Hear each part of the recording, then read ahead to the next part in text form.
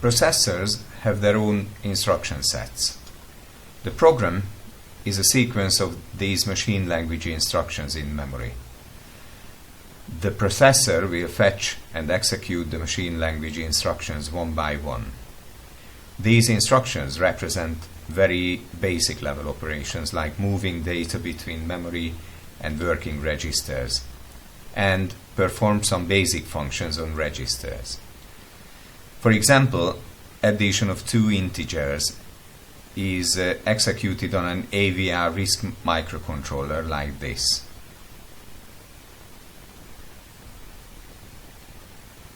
As we could see it, the program in memory has to be in machine binary code to be executed by the CPU. But a code like this is very hard to write, and reading it is nothing easier. The first method to make it more programmer friendly was a simple instruction by instruction representation called assembly. It's a lot easier to write, but when you look at it, you cannot see it's the addition of two variables.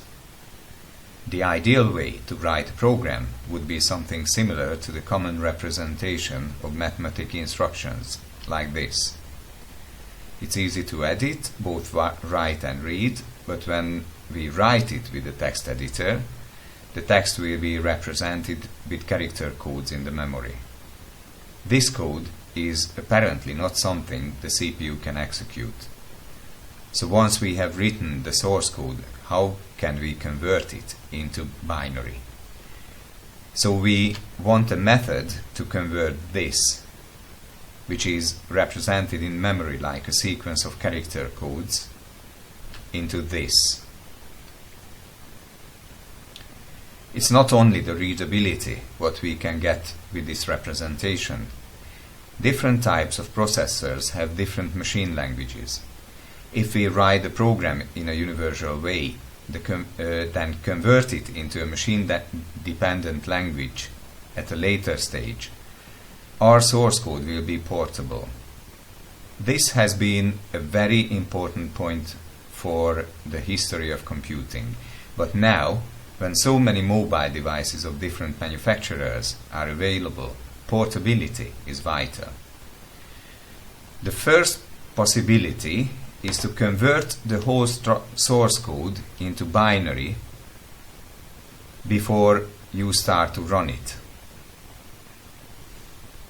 We, of course, need a converter program for each CPU type we aim, but once we have it, it's possible.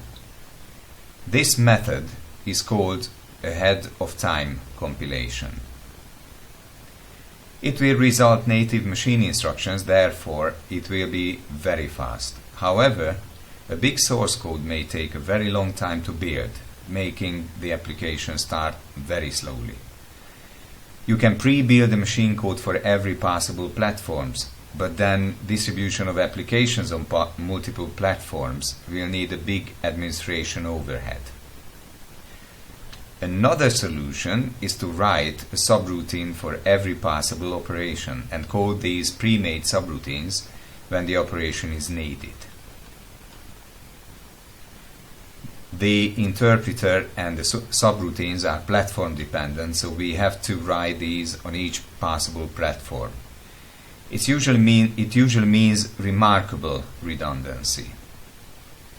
Both the interpretation and execution of subroutines happens in runtime.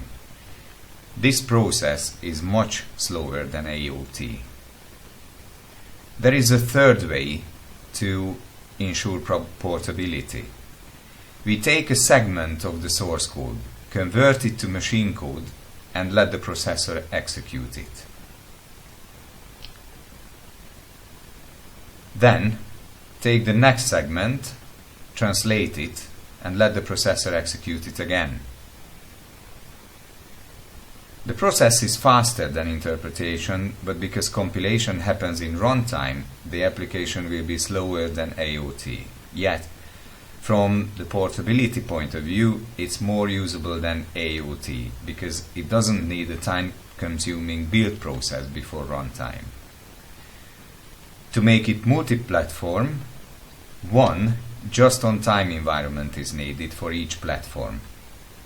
This is not a redundant set of subroutines on the one-round compiler. It is referred as runtime environment.